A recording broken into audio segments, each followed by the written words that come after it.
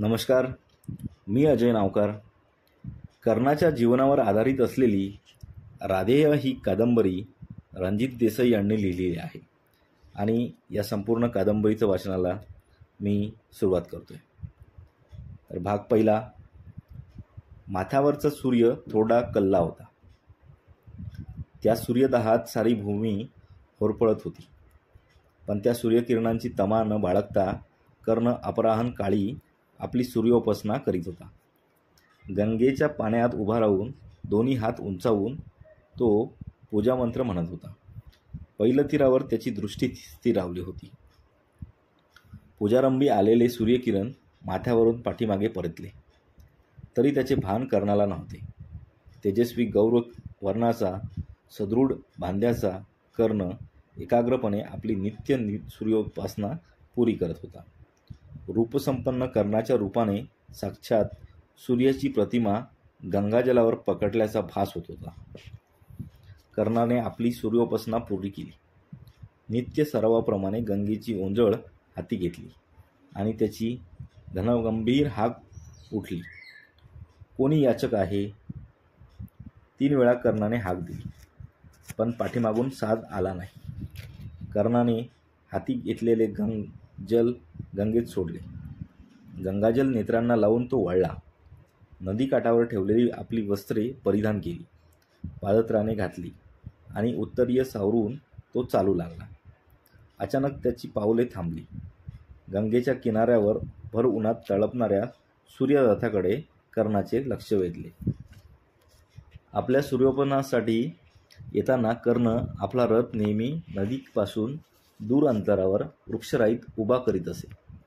दान मागण्यासाठी येणाऱ्या कोणाही याचकाला कसलाही संकोच नसावा याची तो दक्षता घेत असे. एवढेच नव्हे तर सूर्योपासना झाल्यावर दानासाठी उभा राहत असताही नदी तटाकडे पाठ करून तो उभा राही. याचकाने दान मागितले आणि कर्णाने ते मान्य केले की कर्ण याचकाचे दर्शन घेत असे. शत्रू जरी याचक म्हणून आला तरी दान देत असता खेद वाटू नये यासाठी नेहमी तो सावधगिरी बाळगत असे.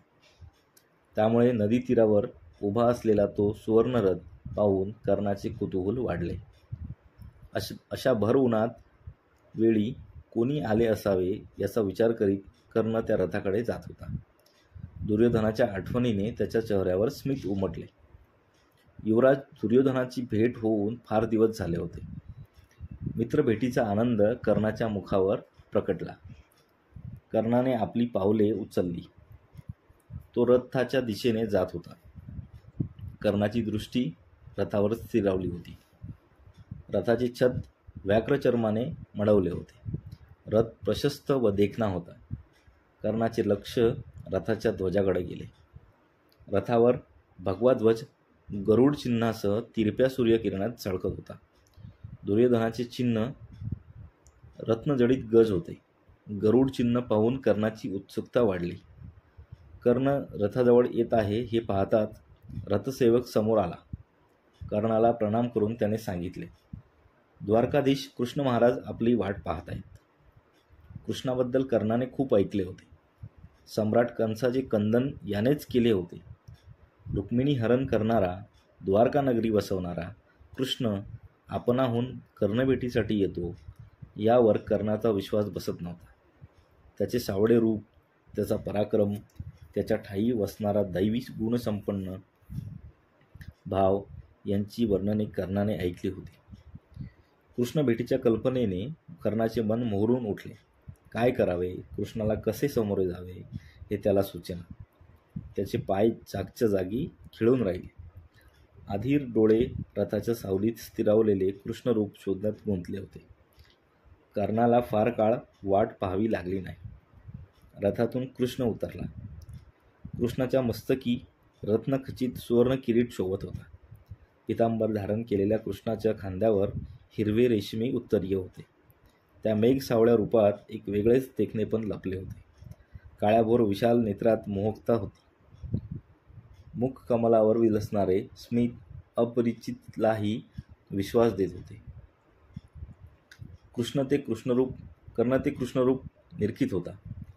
नरशेष धारण करून साक्षात परमेश्वरच पृथ्वीतलावर अवतरल्याचा भास कर्णाला झाला. कर्णाकडे पाहत कृष्ण जवळ येत होता. कर्ण ताल वृक्षासारखा उंच होता. सिंहासारखी त्याची शरीराकृती बळकट होती. कृष्णाची दृष्टी कर्णाच्या कवचकुंडलावर स्थिरावली होती. गौर कांतीवर सुवर्ण तेज प्रकाशित होते. तसे ते भासत होते. अंगावरचे उत्तरीय भर उन्हाच्या घामामुळे भिजून शरीराला चिकटले होते, पण त्यामुळे कवचाचे अस्तित्व लपत नव्हते. कवच धारण करणाऱ्या कर्णाचे रूप सहज कुंडलांनी अधिकच सुशोभित झाले होते. कृष्ण जवळ येताच कर्णाने नम्रतेने प्रणाम केला. आपले बाहू पसरून कर्णाला आपल्या मिठीत घेऊन कृष्ण म्हणाला, अंगराज, कदाचित आपणच माझ्यापेक्षा वयानं मोठे असाल. समवयस्काबरोबर मैत्री करावी, औपचारिकपणा तिथं नसावा. तुम्ही मला अभिवादन करण्याची मुळीच गरज नव्हती. कृष्णाच्या मिठीत कर्णाचे उरले सुरले भान हरपले. या कृष्णावर गोपी भाळल्या, त्यात नवल ते काय. बासरीचा आवाजही फिका पडावा अशी शब्दांची माधुरी. कर्ण त्या मिठीतून बाजूला होत म्हणाला, आपल्या दर्शनानं मी धन्य झालो. वयानं कदाचित मोठा असेल, पण बालवयातच कालियामर्दन केलं असा आपला पराक्रम.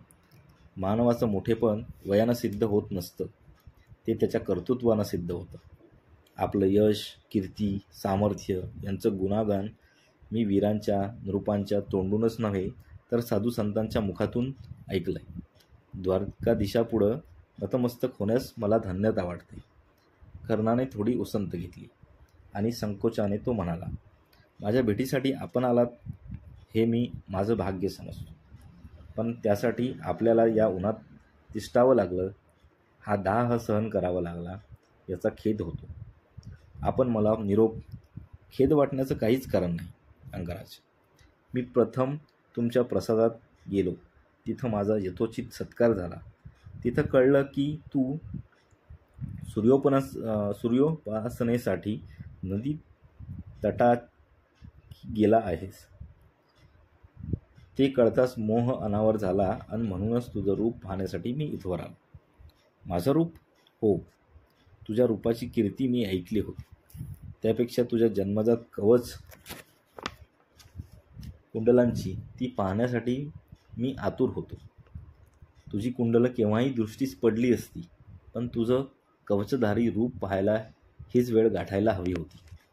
तुला भेटत असता त्या दिव्य कवचाचा जाणवलेला स्पर्श, त्यामुळं तुझ्या अभेद मनाची पटलेली साक्ष मी कधीही विसरणार नाही. कर्णाच्या मुखावर एक व्यथा तळून गेली. खिन्नपणे हसून तो म्हणाला, कवचकुंडल? जन्मजात लाभलेली ही सहज कवचकुंडल, पण याची साक्ष जन्मजात्या मातीला सहन झाली नाही. जन्माला येताच कोणत्या अपराधास्तव त्या अज्ञात मातीनं मला जलप्रवाहात सोडून दिलं. ती कोण होती, तिनं कसं का केलं, त्या मातेचा शोध माझं मन सदैव घेतं. दर्पणामध्ये रूप निहाळत असता, ही कवचकुंडलं पाहत असता माझ्या डोळ्यांसमोर एक वेगळीच आकृती उभी राहते. रूपसंपन्न तेजस्वी माता, पण तिचं रूप दिसत नाही. धुक्याच्या अवगुंठनाखाली ते सदैव झाकलेलं असतं. ज्याला आईनं टाकलं त्याला कवचकुंडलाचं बळ काय लाभणार?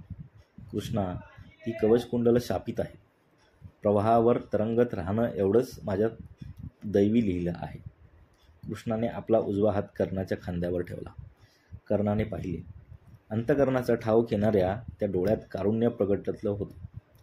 कर्णा, हे दुःख मीही जाणतो. त्याची व्यथा मलाही आहे. कुणाला नदी प्रवाहावर सोडून दिलं जातं, कुणाला नदी ओलांडून पहिलं तीरावर गाठावा लागतो. कुणी गवळ्याचं पोर म्हणून नंदाघरी वाढतं, तर कुणाला सूतकुलात आश्रय लाभतो.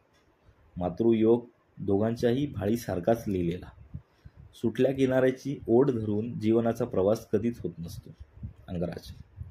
कृष्णा, आपल्या जीवनात ते एक स्वप्न आलं तसंच ते विरूनही गेलं. आपलं जन्मरहस्य कधीही रहस्य राहिलं नाही. पण मी कोण? मला का टाकलं गेलं? माझ्या मनातून हा विचार कधीच सुटत नाही. पोरकेपणाची व्यथा भारी तीव्र असते. कृष्ण काही बोलला नाही. कृष्णाने आपल्या उत्तरीयाने घाम टिपला आणि सूर्याकडे पाहत तो म्हणाला, अंगराज, सूर्यदाह सहन करण्याची साधना तुला प्राप्त झाली आहे. ती तुझी तपश्चर्या आहे. माझं तसं नाही. गायी चारण्यासाठी मी रानावनातून भटकलो, तरी वृक्ष सावलीतच मी वाढलो. आपण प्रसादाकडंच जावं हे बरं असं वाटत नाही का? क्षमा, कर्ण गडबडीने म्हणाला. माझ्या ध्यानी ते आलं नाही. चलावं. कृष्ण व कर्ण दोघे कृष्णरथाच्या जवळ आले. कर्ण म्हणाला, आपण पुढं व्हावं. माझा रथ वृक्षराईत ठेवला आहे. तो घेऊन मी आपल्या मागोमाग येईन. तुझा रथ माझा दारूक घेऊन येईल. आपण मिळूनच जाऊ. कृष्णाने दारुकाला आज्ञा केली. कृष्णसारथी दारूक आज्ञा पालनासाठी वृक्षराईकडे जाऊ लागला. कृष्णाने कर्णाला रथारूढ होण्याचा संकेत दिला. कर्ण हसला. तो म्हणाला, आपण सारथ्य करणार आणि मी रथात बसणार, ते योग्य होणार नाही. ज्याच्या दैवी ते लिहिलं असेल तो धन्य होय. आपली कृपा असेल तर सारथ्य करण्याची अनुज्ञा व्हावी. स्मितवदनाने कृष्ण रथामध्ये घातलेल्या शुभ्र आसनावर विराजमान झाला. कर्णाने अश्ववेग हाती घेतले. रथ संत गतीने चालू लागला. रथाला वेग आला. रथाला लावलेल्या घुंगरू माळांचा आवाज टापांच्या आवाजात मिसळत होता. कृष्ण रथाची जातिवंत उमदे घोडे एकाच चालीने धावत होते. चंपानगरीत प्रवेश होताच कृष्णाची दृष्टी चंपानगरीचे सौंदर्य पाहण्यात गुंतली होती. ती नगरी विस्तीर्ण खंदकाने आणि भव्य तटाने सुरक्षित केली होती. अनेक गोपुरांनी सजलेली भवने दृष्टीपथात येत होती. रुंद मार्गावर रथ जात असावा. चंपानगरीचे प्रजाजन अत्यंत नम्र भावाने व आनंदित मुद्रेने कृष्णकर्णाचा अभिवादन करीत होते. कर्णप्रसादाच्या विस्तीर्ण आवारात दोन्ही रथांनी प्रवेश केला. सेवकांनी धावपळ उडाली. प्रसादासमोर रथ येताच सेवकांनी अश्वाच्या ओठाळ्या पकडल्या. कृष्णापाठोपाठ कर्ण उतरला. कृष्ण कौतुकाने म्हणाला, कर्णा, तुझं सारथ्य खरोखरच अप्रतिम आहे. या रथाचे घोडे शोभ्य आणि सुग्रीव जातीचे आहेत. सूक्ष्म संकेतही त्यांना कळतो. ते शिक्षण त्यांना दिलं आहे. तुझ्या हातांच्या ओढीत थोडा जरी नवखेपणा जाणवला असता तरी ते या अश्वांनी ओळखलं असतं. रथ आवरला गेला असता. त्यात माझं कसलं कौतुक. कर्णाने हसून साथ दिली.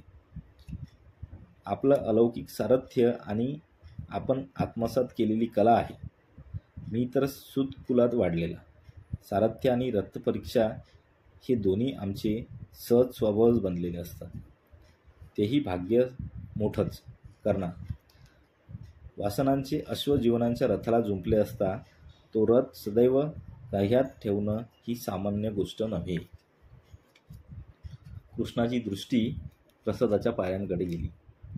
त्या पायऱ्यांवर रौप्य कलश घेऊन दासी उभ्या होत्या. त्यांच्या मागचे पूजेचे तबक घेऊन वृषाली उभी होती. कृष्ण पायऱ्यांनजीक जाताच दासींनी कृष्णाच्या पायांवर पाणी ओतले. वृषालीने कृष्णाला कुंकुम तिलक लावला. कर्णपत्नी वृषालीला आशीर्वाद देत कृष्ण म्हणाला, या उपचारांची काही गरज नव्हती. वृषाली स्मितवदनाने म्हणाली, आपण अचानक आलात. त्यावेळी आपलं स्वागत मनाजोगं घडलं नाही. ते मनाला लावून राहिलं होतं. परकेपणा मनात असता तर आमंत्रित नसता, पूर्वपरिचय नसता आलोच नसतो. कृष्णासह कर्ण पायऱ्या चढत असता. पायऱ्यांवर एक 4 वर्षाचा कुमार उभा होता. कर्णाने पाहताच त्याच्या चेहऱ्यावर हास्य विरसले आणि तो कर्णाकडे धावला. कर्ण म्हणाला, वसू, महाराजांना वंदन कर. लहान वृषसेनाने एक वेळ कृष्णाकडे पाहिले आणि धीटपणे पुढे जाऊन त्याने आपले मस्तक कृष्णचरणांवर ठेवले.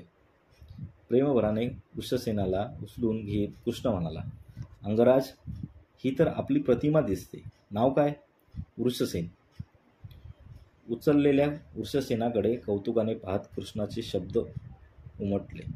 अंगराज, हा तुमच्या वळणावर केला तरी एक उणीव आहे.